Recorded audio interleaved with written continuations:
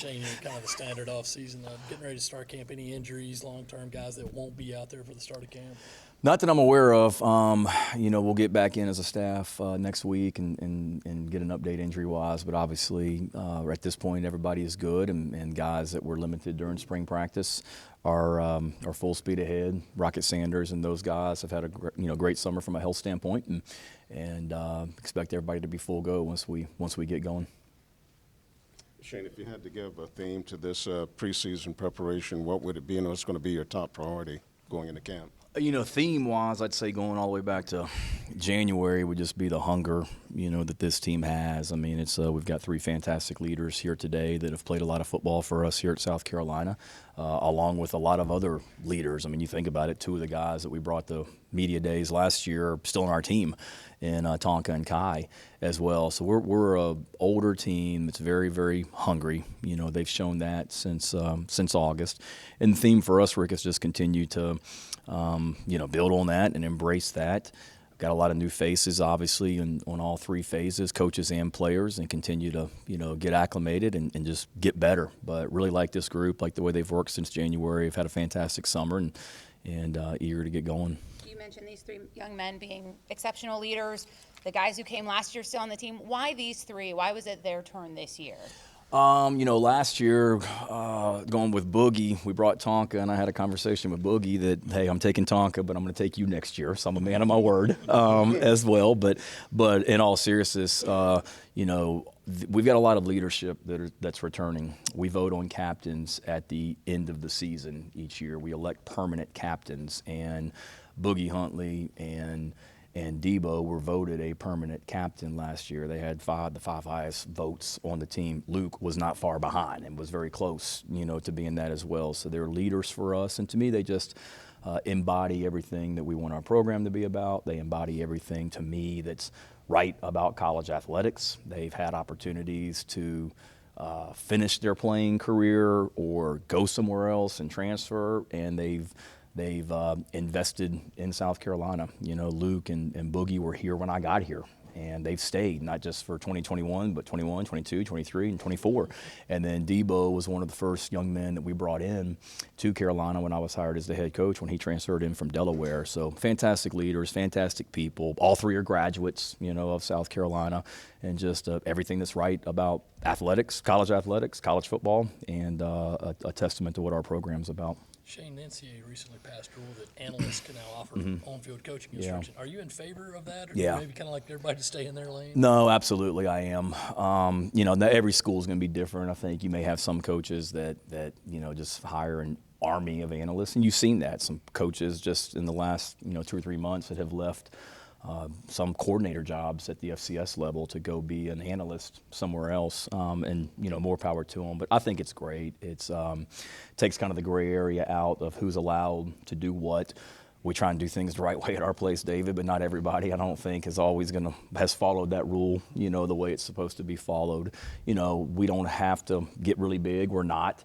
And in my mind, it was some of the hires that we have. Mike Shula, for example, was done, regardless of whether that rule had passed. Mike was a guy that we wanted to get in our program, but for him now to be able to actively coach on the field, I was in favor of it. I think every coach I know in the SEC was in favor of it, and something that'll be really, really good for coaches and their development, but also for the players on our team and their development.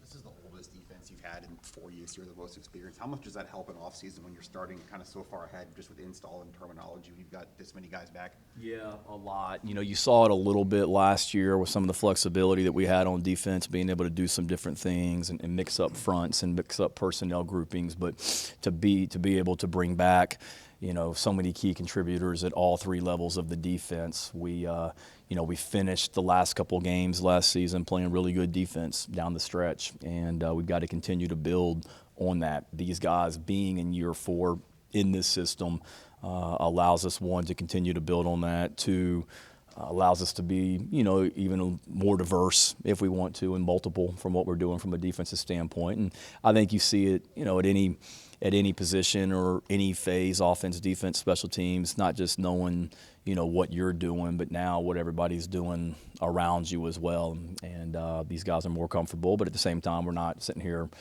complacent either. We're continuing to try and grow and push the envelope and see, how we can be even better from a defensive standpoint. Shane, where does Dylan Stewart fit into that mix defensively? Right in the middle of it. He's as advertised. He's a guy that's come in. He's freakishly talented. Obviously, came in January with all of our freshmen except for 3, I guess, that just got to here in June or got to Columbia in June. But Dylan came in January and has hit the ground running and showed early on why he was so highly recruited, but also very, has great humility about himself and understands he's at a pretty good position with some pretty good players as well. But he's a guy that we have high hopes for and eager to see him continue to develop and evolve in his first year at Carolina. How different do you feel like the offense is developing now with obviously a strong leader like Rattler now moving on to the NFL? How different are things going to look, and what's that approach looking like for you guys? Yeah, it's different in that you're going to have a new quarterback, and he's going to be, starting his first game at South Carolina in his first game. Now, before y'all say what you just said, LILOIS, the competition was ongoing. So whether that's Robbie Ashford or LILOIS Sellers, they're going to be starting their first game. Luke Doty has played a lot of quarterback for us and has a great skill set back there. But it's new, but exciting too. And I think one is because of our quarterbacks and their skill set.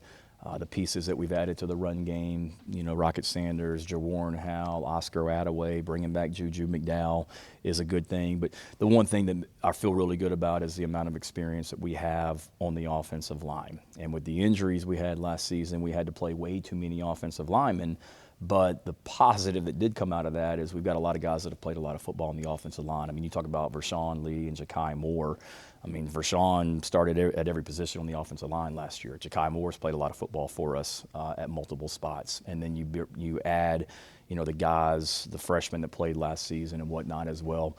We'll have a solid offensive line, good offensive line, behind those guys that have experience. And when you have a center like Vershawn Lee, that I don't want to say security blanket, but that makes you feel better when you got a center up there helping that new quarterback in game one. Shane, with those offensive line injuries, did you and Luke Day get together and try to tweak any training, or was there anything that could be done? Was that just a freakish run of bad luck? No, it was. I think I've talked about it with you guys, met with every player after the season and just kind of talked about what they saw and sat back and listened and evaluated.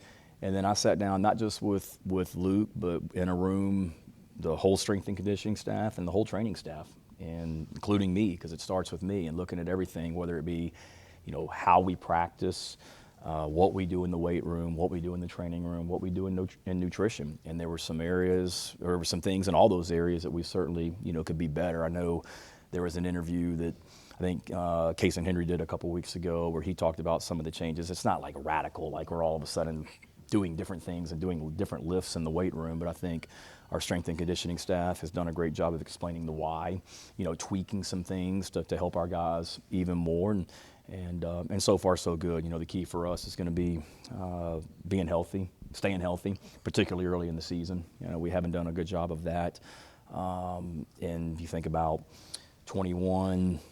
Early in the season against Georgia was Sherrod Green. 22 early in the season was Jordan Strawn and Mo Kaba. 23 early in the season was Casey Henry and Nicky Mawari and Mo Kaba.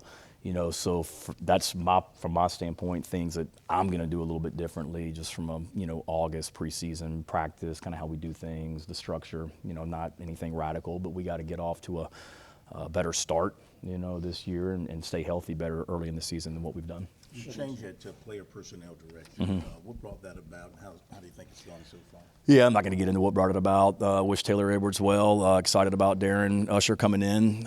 Somebody that I reached out to some people, a couple weeks before everything kind of went down, if you will. Reached out to some people that I trust in the profession, some names, ideas, people that they, had come across, and it seemed like every person I talked to, whether it be player personnel directors across the country or even head coaches across the country that were familiar with Darren and had worked with him, it seemed like his name kept coming up. And then to find out that he was a South Carolina graduate, obviously that really, increases your interest in him. And then talked to him on the phone a few times, and was blown away, just with his passion for South Carolina, his passion for Gamecock athletics. From talking to him, he's a guy early on. He was an intern in marketing and used to put towels in the seats of Williams-Brice Stadium before football games when he was a student here. So he's already done a great job, for us. I'm excited about him, and he's passionate about recruiting and passionate about Gamecock athletics. And like I said, talked to a couple head coaches and personnel guys, and they all spoke very highly of him, and I see why. Rocket Sanders is good for summer workouts and good for fall camp? Yeah, rocket science is kind of what we've labeled that. I wish I could take credit for that. That was Chip Morton, our associate strength coach, but he is. He's done an amazing job. Credit Rocket, credit our training staff, our strength and conditioning staff, nutrition. Appreciate the administration giving us the resources to have, cutting edge recovery, tactics in place, whatever you want to call it, strength and conditioning, training room, nutrition. But he's done a great job. Was modified early on when he got here, Jordan, and then we've just slowly built that up. He stayed in Columbia the entire month of May. He didn't go anywhere, so I was, I go in the morning in the facility early each morning. I'm usually in the weight room at 6 a.m., and he was in there every day when I was in there and doing recovery and using the month of May to really get ahead. So when the whole team came back and started workouts in June, he would not be lagging behind. And he's hit the ground running. He's lost a considerable amount of weight and body fat since he got here. So we talk about hunger on the football team. He's a guy that's very hungry. I mean, I think people forget how freaking good that guy was in 2022. I'm glad people have, but he's really good and when healthy. And I'm optimistic that we're going to see the best version of Rocket Sanders this upcoming season that the SEC ever has. What kind of off-season progress will we see from LILOIS when camp starts?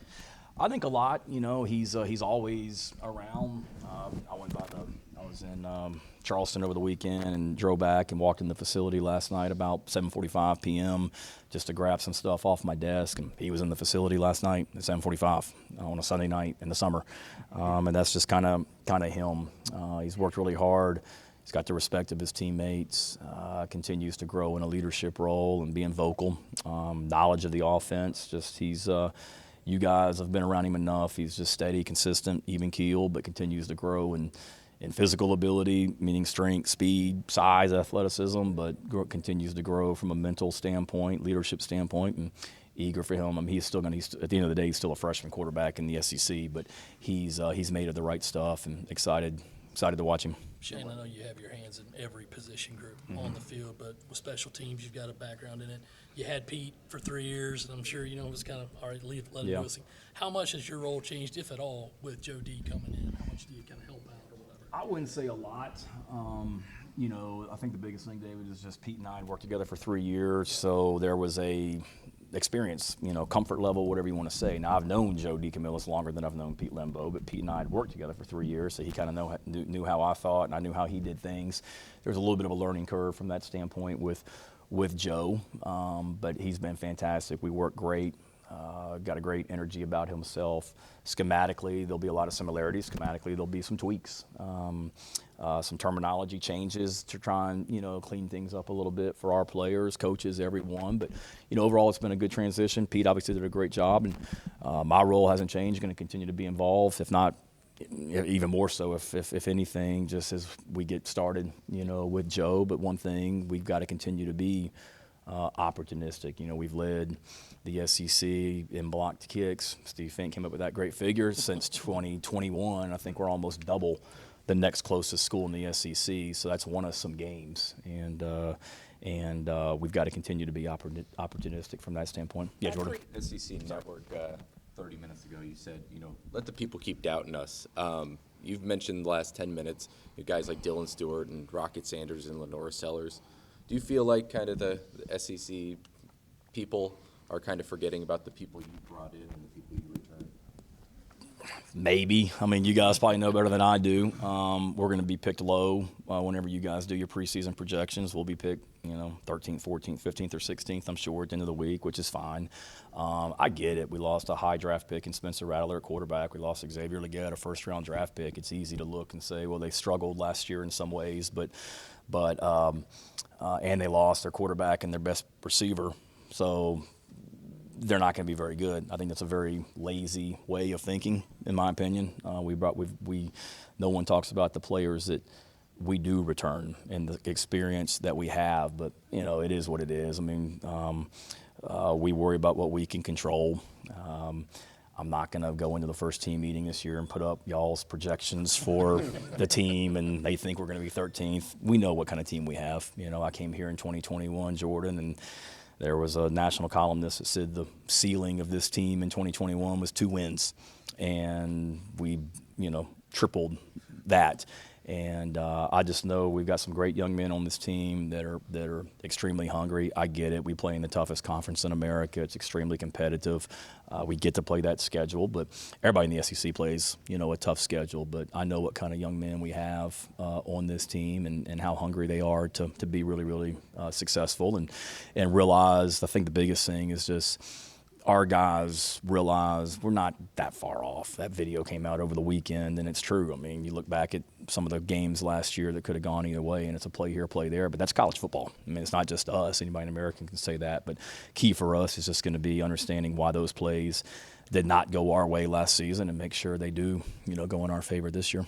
I just wanted to ask you about getting to bring your son with you. I know media days have changed a lot since you were a kid his age and your dad was out here doing this, but do you have memories of going out with your dad, and how special is it to be able to bring your son along? Yeah, I always wanted to, because back then they were in the Big East Conference and the media days were at the Meadowlands, like Giant Stadium, and I always wanted to go to that, but I never got the invitation to go. But it's pretty cool to be a part of. He's a fan and has been talking about this for a while, wanting to come. So excited to have him here, and he's. The sweet demeanor, don't let it fool you. He's probably the harshest critic that I have as well, and will speak the truth. So if I'm not doing things right, he'll certainly let me know. You want to come up for an interview? Nah, he's for as outspoken as he is off the camera. He's very doesn't speak, and gets shy. Shane, when you saw this year's schedule, and some teams are coming to Williams-Brice, haven't been to Columbia in a while, and some road trips the guys haven't made. Which games did you look at and say, hey, this is really going to be neat for our guys to experience? Oh, man.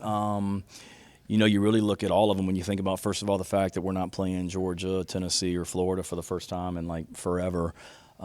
Is automatically you say to yourself, okay, there's going to be some new teams and new experiences. But I think, early on, obviously, first of all, you're always excited about the first game. So being able to kick things off in August, jumped out when you look at the schedule. And then for as long as I can remember, it always seemed like when we went to Lexington, it was always in mid-October around Keeneland and mid-March or Midnight Madness for the basketball team and all that as well. So to see them early on, I found out the schedule. Coach Tanner, I'm not sure if I'm supposed to say this or not. I found out the schedule literally on the bus ride on Friday over to Athens last year to get ready to play Georgia. He called and he's like, hey, do you want the schedule for next year? I'm like, I don't know, do it. We're getting ready to play Georgia tomorrow. Seeing that, but then finding out that early on, Ole Miss and LSU, coming to town, and our guys being able to go experience Norman, Oklahoma, and Tuscaloosa. So it's hard to point at one of them, but it was certainly, you look at it and you realize there's going to be some great experiences for, one, our players, but two, the fans. I can't tell you how many people have, called me, texted me, friends, fans I see around town, just say, we're going to Norman, we're going to Tuscaloosa, or we're going to Kentucky. So I know everybody's excited about it, and that's a great thing about the changes in the SEC, everybody getting to experience new venues and people coming to Columbia as well.